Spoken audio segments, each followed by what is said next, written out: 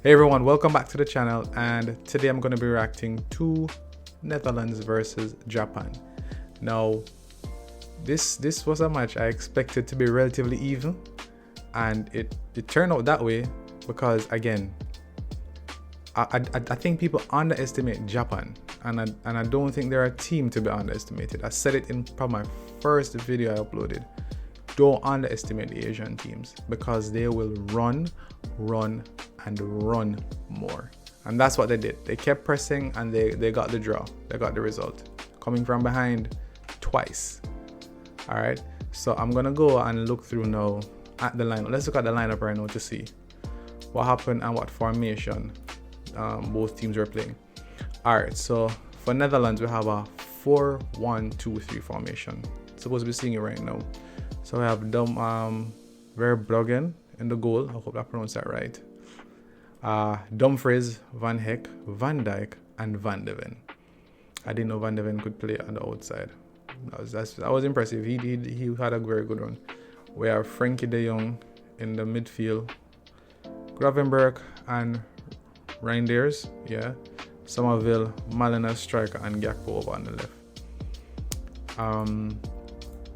For Japan, we had, it was a 3-4-3 formation. Ito, Taniguchi, Watanabe. Then we have Doan, Sano, Kamada, Nakamura, Maeda, Ueda, and Takafusa Kubo. I know Kubo from FIFA or FC when I used to play it a lot. Yeah, I think he was at Real Sociedad. All right, Dutch. We could say that they had a 4-1-2-3, right? All right. So the 4-1-2-3 now, it was evident that we had an attacking approach. They had Frenkie playing as a holding midfielder, as well as being a creative. So it looks like, from my estimation, they were trying to play from deep creatively. Because normally I would expect Gravenberch to be where Frenkie is, and Frenkie to be up where Gravenberch is, or change the formation differently where Frenkie is up front and Gravenberch and Reinders played down. So it'd have been a 4-2-1-3 formation. That's what I was expecting. But it seems that what's his name again? That Dutch coach had other plans. I can't remember. I don't know. I can't remember his name. I think because I'm tired. So it seems he had other plans, and it worked. I'm not gonna lie. Netherlands attacked. Dumfries was very good on the flanks, running up and down on the sides. Was very, very good. Him and Somerville had a very good chemistry going. Not gonna lie. Somerville seemed to have been the one that was attacking the most for a while. He consistently pressed and he consistently pressed. And in pressing, he got a goal way down. But that right side was very attacking. The left side, Van de Ven also did well. Gakpo doing his classic cut inside, and then I don't know how long you can keep that up. He keeps doing, that's his signature style at Liverpool, and God knows the people them lock him down so fast in the Premier League and in the Champions League. It's not even funny. So I think he would have tried for at least practice on his weaker foot, and this is something I always say. Why can't you playing a sport? This is the only sport you're playing. Practice your weaker foot, no? Practice your next. You have 2 feet. You have your stronger feet and you have your weak foot. Use your weak foot. And I don't think these players know how to do that. And I think this is the difference between a man like CR7 and a man like Lionel Messi, where they can just use both feet. Come on, man. The one foot thing. Them days that was Arjen Robben, and that was Ribéry. Them that no work again. It no work again.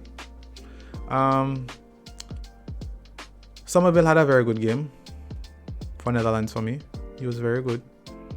He had a lot of possession. He had a lot of runs. He penetrated the Japanese defense very well. Because the Japan had a back 4 or back 5 at one point. I was looking at them, and he was able to break the defensive line a lot.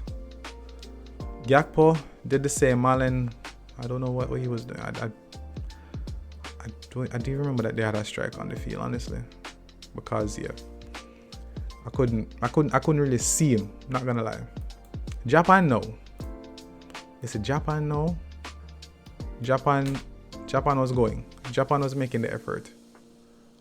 I forgot to even mention, Japan have a black goalkeeper named Zion Suzuki.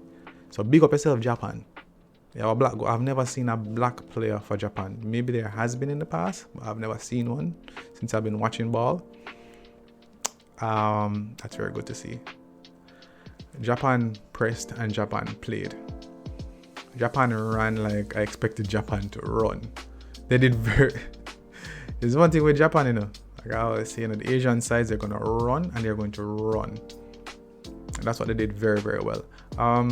The 5-3-1, this was the defensive shape for Japan. So that was what the Netherlands couldn't break down at one point. When Japan started playing defensive, you couldn't break them. Van de Ven did very well for Netherlands. I think I didn't know he could play on the flanks. And he's very quick for a centre back. I didn't think he was that quick. But he's very good. He was very good for that run, I'm not gonna lie. Dumfries again did well. My unnecessary same gone to Real Madrid. I was looking forward to him coming to Liverpool for being our right back. But what is to be will be. He's a very good player. So yeah, I honestly wish he was coming to Liverpool, but it is what it is, man. It is what it is. I need to understand something. The Dutch coaches, is it that they like to play possession-based ball game? Like for the first half of the match, it felt to me like it was like a snooze fest. I didn't feel much attack coming from Netherlands. They kept just passing, and yes, I know you're going to hear that. You're probably going to hear that Japan was playing a low block. Like what Slot would say, yes, they had a back five, I know.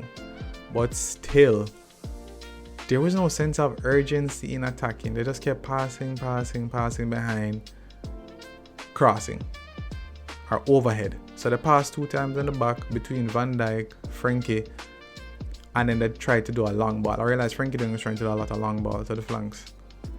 But that wasn't working. So I want to know if it's a Dutch thing for trying to play a slow possession-based ball game as opposed to attacking pressing game. But Klopp used to play gang pressing, or what Enrique is playing now at PSG. This is not, or what Iraola was doing at Bournemouth.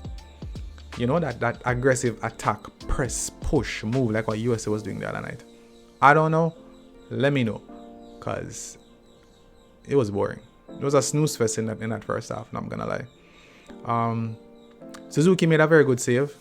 I remember who attempted to play the pass, because I was honestly back and forth with this match. But as for what I could see from time to time, Suzuki made a very good save. He did it more than once, so he played very well. He did what he could do, and he did what he could do very well. It was very, very good. Japan was phenomenal. Japan showed up. Japan showed up and they showed out. Japan showed why they should not be underestimated and why the last World Cup they reached as far as they could go. They played very well. Their number 18, I think, he's a striker. He's very good. He makes very good runs. He's intelligent in his run. He's intelligent in his vision. Very good player. Very, very good player. Second half came on and Van Dijk scored his header, assisted by Gravenberch. The 2 Liverpool players link up. That was very good. I saw more of Gravenberch doing what he used to do, which is that run and doing a playmaker kind of role, as opposed to a defensive midfielder kind of vibe. So that was good. But then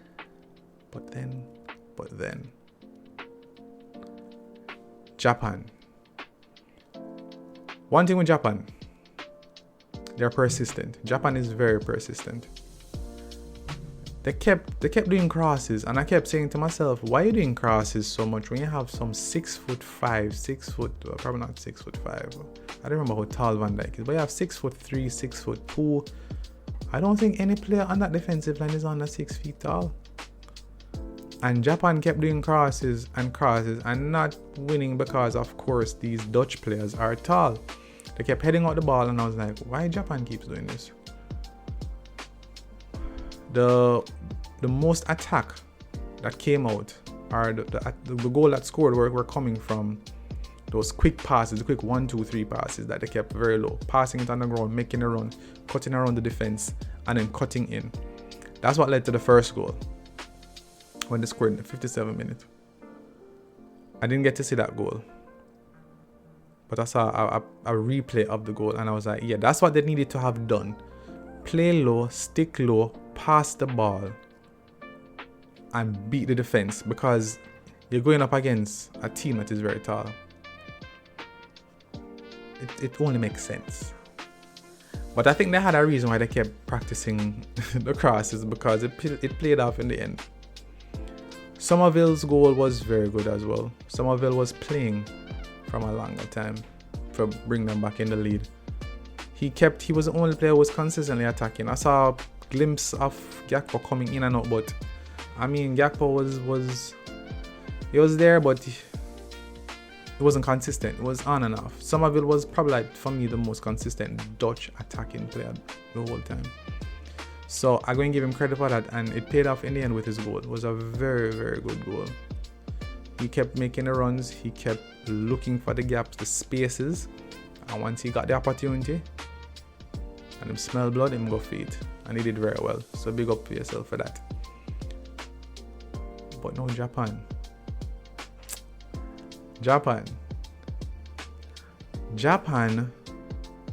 got a corner, and even the commentator was saying, why they keep crossing the ball in? Because you have these tall players you're going against, and the probability of you scoring a header from a corner, Japan, where your players are like 5 foot some, and versus Dutch is 6 foot some. There's a serious, significant height difference, you know.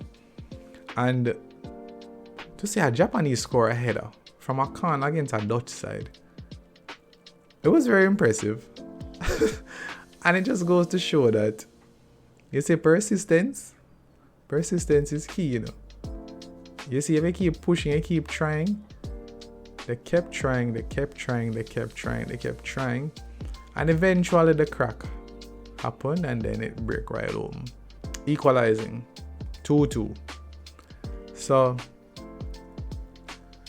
that just goes to show that persistence is key, and they were relentless in their pursuit for a goal and not losing the game. It was a side note that I saw noticed that in the stadium, it was very good to see the intermingling between the Japanese fans and the Dutch fans. I'm not sure which angle. Maybe there's another angle where they were separated, but for the angle that was being broadcast and what I was watching it on, you could see waves of blue and orange in between. You have patches of orange here, patches of blue here. It was very nice to see, I'm not gonna lie. And this is what football is about. Football should unite people, not divide. Football should bring people together because it's such a beautiful game. This is why I love this sport. It is such a very beautiful game, and it should be uniting the people, not causing fights, not causing havoc or chaos. I know some of us are very passionate about it, but we can go about things in a respectful manner, I believe. We can really do it, and I do think that it's one of the most beautiful. You hear what the tournament name? World Cup. Football is the only sport that I've seen that is almost in every single country on this planet. You can't go to the US and see cricket.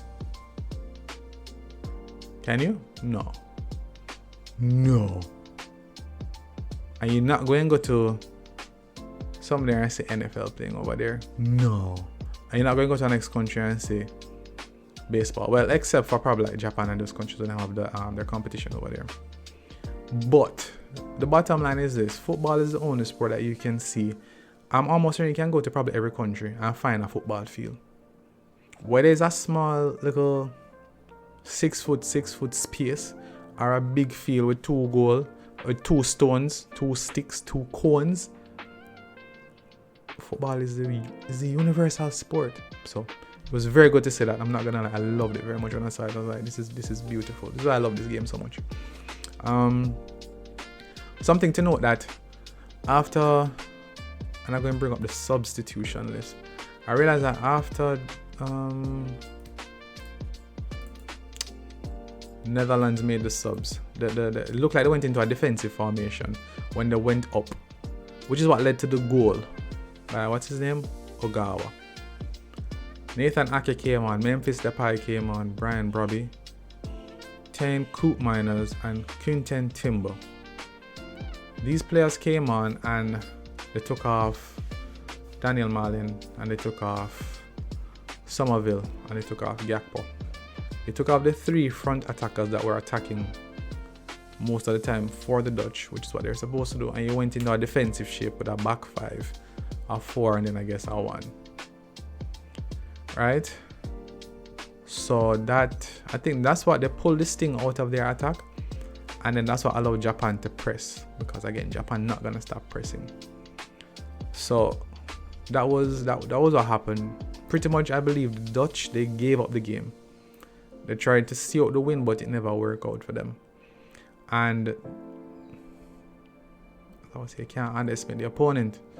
We're going to look at some of the other stats here now. So we have the attacking stats. We have the possession. Netherlands 48%, Japan 44%. Goal 2-2. Conceded, of course, 2-2. Inside the penalty area, 2 for Netherlands, 1 for Japan, because Japan scored from outside the box and they got a deflection and it went in. Very good goal. 2 assists each, right? So that's the attacking. Let's look at the attempts. Attempts on goal. Netherlands 10, Japan was 9. Netherlands is 6 on target. Japan is 3 on target. Netherlands 4 off target. Japan 6 off target. Inside the penalty area, Netherlands 10, Japan was 5. And outside the penalty area, Japan was 4. So it shows that Japan was trying to attack a lot more from outside the box. They're trying to do long range attacks. And that is the key difference again. Netherlands kept trying to penetrate through the box instead of trying to do long balls. I think I said it yesterday, where a lot of times players are pushing, they're trying to come into the box more for score. Long gone are the days where you have like a Steven Gerrard, a Zinedine, the distance kickers, the Frank Lampard. I don't remember if John Terry was one of them. The Thierry Henrys, the Figos, the R9, the CR7, the Messi, the people that can kick from outside of the area. I don't see any of that much in this day and age with football, and I don't know why. They should still do it. They should still try to kick the ball from out. And I think they should just practice more. This is your job. Just practice more. That's all they have to do. The discipline, yellow card for Japan, none. 3 for Netherlands. Fouls against, 7, offside 1. So you could see that Japan was very more disciplined in their attack and everything, which was very good. That's how Japan is. Japan is a culture of discipline. That's how they are. They're a very disciplined nation. For the distribution, the Dutch had 519, Japan had 347. Passes completed for the Dutch were 454, while Japan was 287. The amount of crosses for the Dutch were 22, while the amount of crosses for Japan was 24. Now the crosses completed now. Out of the 22, 6 were completed for the Dutch, while 9 were completed for Japan. So it looks like Japan, I don't know if they were working on the crossing, because all they kept doing was crossing. There must be Cliff Twang cannot cross it, but they crossed it and they scored it. So it shows that eventually it paid off. So they did very well. Not gonna lie, them crosses they kept coming in and them never stopped. The amount of corners the Dutch had was 5, Japan had 4, free kicks 7 for Netherlands and 8 for Japan. So that's the stats for that. My overall view on the match, well balanced, relatively even. Again, I think Japan played very well. They showed up. The Dutch gave it up by changing the formation into a defensive shape against a side that plays attacking football. If your defense not that good enough, it's not like our Arsenal this, where you did wear down PSG in the Champions League final to the point where the people started getting cramps. On the play, no. So, don't try to play a defensive shape against an attacking side, especially in the World Cup, because your country, it's not like a club thing now. But we know, so you mix more stronger players together, right? So I think the Dutch gave it up. I'm not discounting Japan's effort, but I think Netherlands could have won, but Japan showed up regardless, and it was very, very good, very well received. So big up Japan for showing the resilience, coming from behind twice, and showing that they're there, showing that they're present, and they're there at the World Cup. They show why they deserve to be there, why they are there. Netherlands played very well as well. I hope they took some notes. Coleman, name just came to me now. Ronald Koeman, you take some notes, see where he went wrong for the next match. Because I think it's what, Sweden and is it Tunisia or Turkey? I don't remember. I think it's Sweden and Tunisia, right? Sweden and Tunisia is in the group. So those two matches are other matches to be played, and they have some other opponents. So let us see what happens. But if you like that, please comment down below. Please like the video. I'm going to be doing as much reaction as I can and give my honest feedback, and do some roundup as well, doing some roundup videos. I have a golden boot video to drop. Up to now I can't even get to it yet because these matches are just so interesting to watch. So I just, yeah, I soon drop that video. Comment down below, leave a like, subscribe if you're new, guys, and remember, the ball is round. The ball is round. If you ever know if the ball is round, the ball is round. You see it today in the match. That is it right there. All right. So until next time, guys, take care.